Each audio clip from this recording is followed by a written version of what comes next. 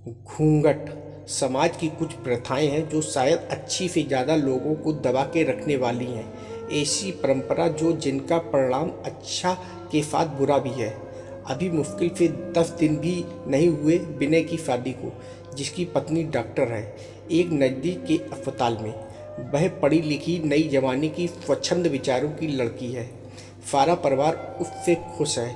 बहू बड़ी अच्छी है जो नौकरी भी करती है और समय निकालकर घर के कामों में भी हाथ बटा लेती है। आज मोहल्ले की गुप्ता जी की पत्नी घर पे आई तो बहू ने चाय दिया और प्रणाम किया। उसके बाद वह अपनी सासू माँ से बोली, माँ जी मुझे कुछ फाइल पढ़नी है मरीज की, मैं अपने कमरे में जाऊँ? उसकी सासू माँ ने भी आज्ञा दे दी। गुप्ता जी की पत्नी ने कहा कि तुम्हारी बहू की आदतें तो बाकी सब ठीक हैं और पढ़ी लिखी भी है, बस घूंघट नहीं रखती। दिन भर तो वैसे अपनी डॉक्टर पोशाक में रहती, लेकिन पर्दा उसमें नहीं है। विनय की मां ने मुस्कुराते हुए कहा कि वह नए जमाने की पढ़ी लिखी और अपने पैर पर खड़ी लड़की है। वह कहाँ इन पर्दे और घर में दबा के रखी जाने वाली बहुओं जैसी है जैसे हम लोग थे, और ऐसा होना भी नहीं चाहिए। घूंघट से ज़्यादा ज़रूरी सम्मान देना है।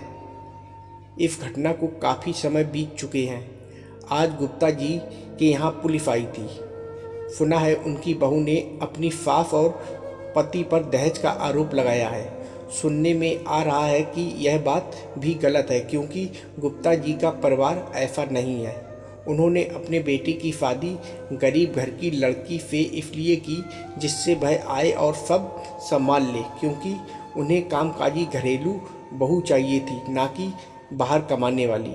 पुलिस के आने के बाद गुप्ता जी की बहू घूंघट में लड़ते हुए बाहर निकली और सड़क पर ना जाने क्या क्या बोलने लगी अपने सास और ससुर को। चलो किसी तरह मामला शांत हुआ और कुछ दिन बाद पता चला कि गुप्ता जी की बहू ने अपनी सास से अलग रहने के लिए ये सब नाटक किया था।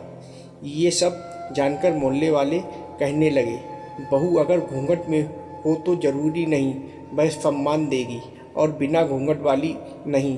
कभी कभी बिना घूंघट वाली बहू पर्दे वाली से ज़्यादा अच्छी और सम्मान देने वाली होती है। समाज में बहू का मतलब घूंघट में दबी स्त्री नहीं, बल्कि घर से निकलकर अपने सास ससुर, माता पिता और पति का सम्मान बढ़ाना भी है।